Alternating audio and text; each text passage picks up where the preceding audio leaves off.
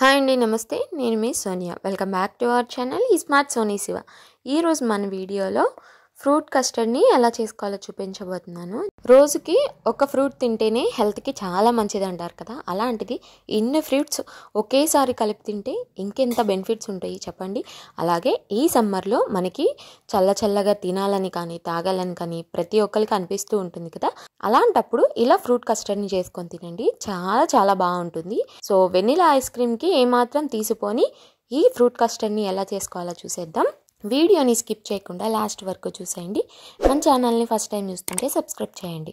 ముందుగా ఈ fruit custard కోసం ఒక ప్యాన్ని తీసేసుకొని కొంచెం వాటర్ వేసుకొని తులిపేసుకోండి. ఇందులోకి ఒక 1/2 లీటర్ దాకా ఫుల్ క్రీమ్ పాలను తీసుకుంటున్నాను. ఫుల్ క్రీమ్ పాలైతే కస్టర్డ్ అనేది క్రీమీగా వస్తుంది.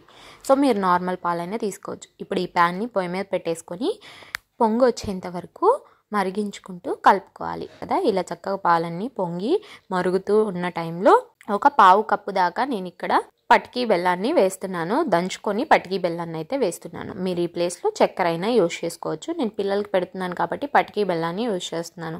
సో పటికీ బెల్లం కూడా వేసుకున్న తర్వాత కలిపేసుకొని కరిగేంత వరకు ఇలా కరిగించుకోవాలి. ఇలా పటికీ బెల్లం అంతా కరిగిపోయిన తర్వాత ఇప్పుడు ఇందులోకి ఫ్లేవర్ కోసం ఒక 1/2 టీ స్పూన్ దాకా యాలకుల పొడిని వేసుకోవాలి. మీరు వెనిలా ఎసెన్స్ అయినా యూజ్ చేసుకోవచ్చు.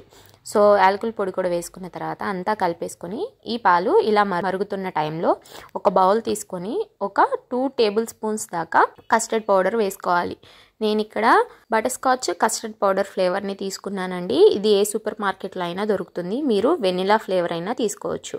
సో ఇప్పుడు ఇందులోకి ఒక 1/2 కప్పు దాకా కాచి చల్లార్చిన పాలను వేసుకోవాలి.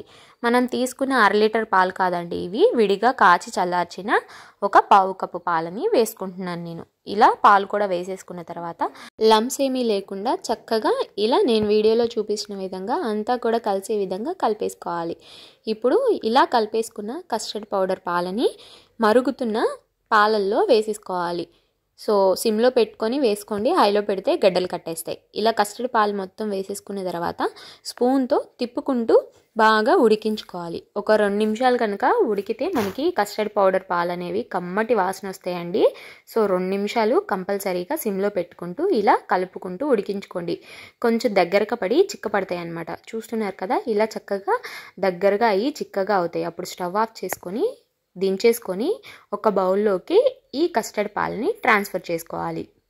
ఇలా బౌల్లో వేసేసుకున్న తర్వాత వీటిల్ని కంప్లీట్గా చల్లారిపోయి రూమ్ టెంపరేచర్కి వచ్చేంత వరకు అలాగే వదిలేసేయాలి. ఇలా రూమ్ టెంపరేచర్కి వచ్చిన తర్వాత ఇప్పుడు వీటిల్ని ఫ్రిడ్జ్లో ఒక 1/2 అవర్ కానీ 1 అవర్ కానీ పెట్టుకోవాలి.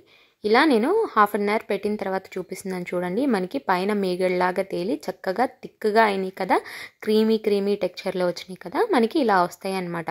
ముందుగానే మనం బాగా చిక్కగా ఉడికించేసుకుంటే గట్టిగా గడ్డలాగా అయిపోతుంది అనమాట ఈ కస్టర్డ్ అనేది. సో ఇప్పుడు ఇందులోకి ఒక 1/2 కప్పు దాకా సన్నగా కట్ చేసుకున్న యాపిల్ ముక్కలు, అలాగే బనానా ముక్కలు, అలాగే నేను ఇక్కడ కివీని కూడా యాడ్ చేస్తున్నాను.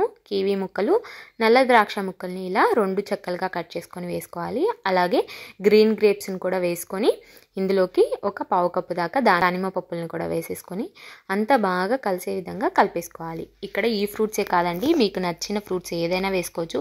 పైనాపిల్ కానీ పపాయ కానీ ఏదైనా యూజ్ చేసుకోవచ్చు అనమాట. ఇలా అన్నీ కూడా వేసేసుకున్న తర్వాత చక్కగా బౌల్లోకి సర్వ్ చేసుకొని ఎంజాయ్ చేసేయడమే.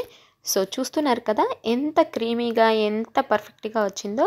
సో చూస్తుంటే మీకు కూడా తినాలనిపిస్తుంది కదా, ఇంకెందుకు మరి లేటు. సో తప్పకుండా ట్రై చేయండి. ఈ సమ్మర్లో పిల్లల దగ్గర నుంచి పెద్దవాళ్ళ వరకు చాలా ఇష్టంగా తింటారు. చాలా బాగుంటుంది. సో మీరు కూడా తప్పకుండా ట్రై చేయండి. ట్రై చేశాక ఎలా వచ్చిందో మీ ఫీడ్బ్యాక్ని నాతో షేర్ చేసుకోవడం అస్సలు మర్చిపోద్దు. ఈ వీడియో కనుక నచ్చితే వీడియోకి లైక్ చేయండి, మీ ఫ్రెండ్స్ అండ్ ఫ్యామిలీ రిలేటివ్స్కి షేర్ చేయండి. ఇంకా ఇలాంటి ఎన్నో ఈజీ అండ్ హెల్దీ రెసిపీస్ కోసం ఈ స్మార్ట్ సోనీ శివ ఛానల్ని సబ్స్క్రైబ్ చేయండి. ఈ వీడియో అయితే ఇంతే. మరొక మంచి వీడియోతో మళ్ళీ మీ ముందుకు వచ్చేస్తాను. అంతవరకు సెలవు. By all.